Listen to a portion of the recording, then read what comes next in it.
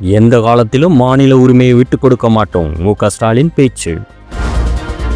கவர்னருக்கும் ஜனாதிபதிக்கும் காலக்கெடு நிர்ணயம் செய்தது மிகப்பெரிய வெற்றி என்று முதலமைச்சர் மு.க. ஸ்டாலின் பேசினார். கவர்னருக்கு எதிராக நீதிமன்ற வழக்கில் சாதகமான தீர்ப்பை பெற்ற முதலமைச்சர் மு.க. ஸ்டாலினுக்கு கல்வி நிறுவனங்கள் சார்பில் சென்னையில் பாராட்டு விழா நேற்று நடைபெற்றது. ஜவஹர்லால் நேரு உள் விளையாட்டரங்கில் மாலை 4 மணிக்கு கலை நிகழ்ச்சிகளுடன் விழா தொடங்கியது. விழாவுக்கு திராவிடர் கழக தலைவரும் பெரியார் மணியம்மை பல்கலைக்கழக வேந்தருமான கி. வீரமணி தலைமை வகித்தார். உயர்கல்வித்துறை அமைச்சர் கோவி செழியன் முன்னிலை வகித்தார். இந்த நிகழ்ச்சியில் முதலமைச்சர் மு.க. ஸ்டாலின் பேசிய சுப்ரீம் கோர்ட் நீதிபதிகள் தீர்ப்பு மூலம் பூனைக்கு மடிக்கட்டியுள்ளனர். கவர்னருக்கும் ஜனாதிபதிக்கும் காலக்கெடு நிர்ணயம் செய்தது மிகப்பெரிய வெற்றி. ஒரு கல்லில் பல மாங்காய்களை அடித்துள்ளோம். பிரதமரின் உரிமையை ஜனாதிபதி எடுத்துக்கொண்டால் தாங்கிக் கொள்வாரா? எந்த காலத்திலும் உரிமையை விட்டு தர மாட்டோம். தீர்ப்பு தந்த நம்பிக்கையோடு மாநில சுயாட்சியை மீட்டெடுக்க ஒரு குழுவை அமைத்துள்ளோம். இந்தியாவுக்கு இன்றைக்கு நாம் முன்மாதிரியாக இருப்போம். இன்னும் கடுமையாக உழைக்க வேண்டும் என்ற எண்ணம் தான் எனக்கு ஏற்பட்டுள்ளது. திமுகவிற்கு வாக்களித்த மக்கள் தான் சுயாட்சி நாயகர்கள். பாராட்டு விழா என்று யாராவது கேட்டால் நான் நேரம் அளிக்க மாட்டேன்.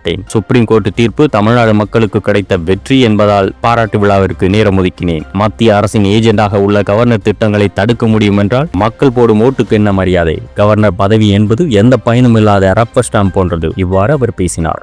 மேலும் செய்திகளுக்கு எங்கள் பிஹைண்ட் மீ நியூஸ் சேனலோடு இணைந்திருங்கள்.